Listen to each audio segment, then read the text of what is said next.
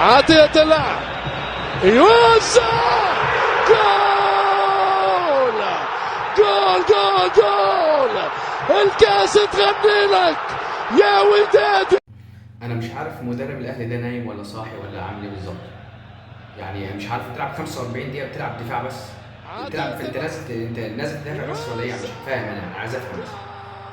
بتلعب يا عم كوره، العب يا اخي كوره. دفاع دفاع دفاع لحد ما يجي فيك 4 تجوان، شيل 4 وانت هناك. الاهلي من الساعه من اول ما نزل بيلعب دفاع، ازاي ده يعني؟ واول كره عرضيه جون. اعمل حاجه يا عم، اطلع لقدام، اطلع كده فسح الملعب. انت فاز 2-1، يعني انت عايز تحافظ على النتيجه بس كده يجي فيك 4 تجوان. انت لما هتنام ورا هيجي فيك 4 تجوان. افتح يا عم الملعب والعب اللي هيرضى عليك.